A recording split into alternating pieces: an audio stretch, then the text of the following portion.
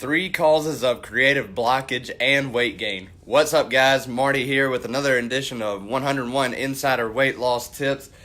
And today I have a story for you about my experiences as a band director. In fact, it was my first summer as a band director after school had just gotten out, and what you can learn from it. And if I had to sum up that summer in one word, I would say Boilermakers. That's what I did. Boilermakers and Ghost Recon. Future Soldier, specifically.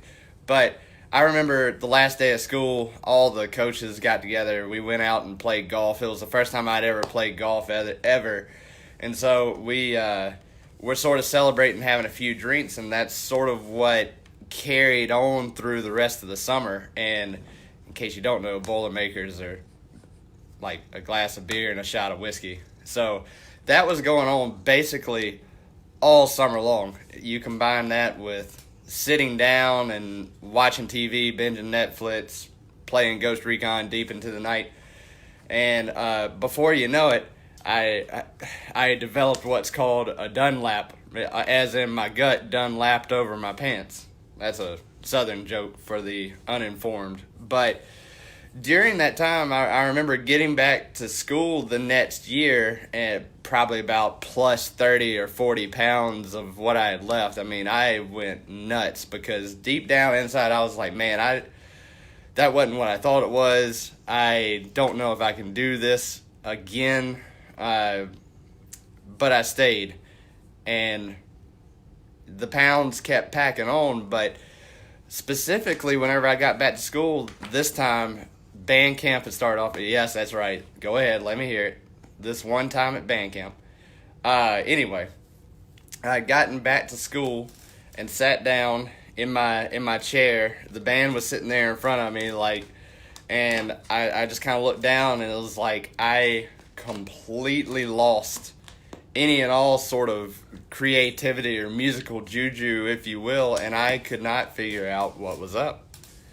And it was just one of those things to where I was like, oh, okay, I messed up, but it still wasn't ringing my bell yet. But now that I'm looking back on it over the years, I see some of the spots where I messed up. So here's cause number one of these creative blockages. And number one is the actual physical blockage of creativity, and it's called lower cross syndrome. And that basically means that the muscles in the front part of your lower body are stronger than the muscles in the back part of your lower body, which is crossed, which is backwards.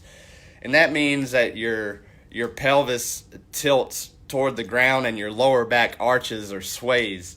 Now, this might not sound like much, but it's actually pretty devastating to your ability to think, perform, create, and act. So, and this is also specifically the area of the body that's tied to creative and sexual energy. That's right, sets. I'll say it again, sets. So, not to make a big deal out about that or anything, but I can tell you if somebody's overweight, that's a part of their life that is not going well. And so this also becomes a body fat hub, and body fat tends to pack around this area, only further complicating the process and blocking it.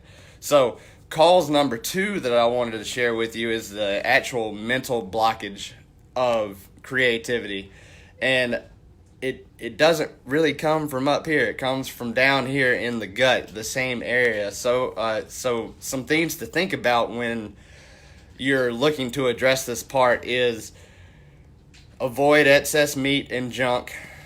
Stick with lean meats, and you're gonna want to eat the carbs that have lots of fiber to help clean out your digestive tract. And cause number three, the spiritual blockage of creativity. And this comes directly down to one thing and one thing only with your spirit, and that is the spiritual feeling of lack of resources. And this could be lack of time, lack of money, lack of energy, effort, resources in general. Just that overarching feeling will cause your posture to shift into that lower cross syndrome, even if the muscles are, fairly close. I mean, no one's ever perfect on this. But I can tell you that the fix to this is, this is one of those things where you work from the bottom up. You fix the hips first, and you fix the hips by stretching, and then you are able to strengthen the lower abs and the pelvic girdle area to actually hold your guts in with stuff like planks. And by doing so, you actually physically change your mind and everything else with your physical body. It's much easier to do it that way. So planks are actually the fix to this. So just to tell you the moral of the story here, creative energy and sexual energy are found around the lower back and lower abs. And if there's a physical blockage, a mental blockage, or a spiritual blockage around this, you're going to be in for a hard time. And the posture of an arched lower back, swayed lower back, is actually a preamble of some pretty nasty stuff to come. Or it could be a big wake-up call. So if you're in a lot of lower back pain, I'm going to actually continue this with a part 2 tomorrow. But in the meantime, I would like to invite you to the GearHead Weight Loss Tribe.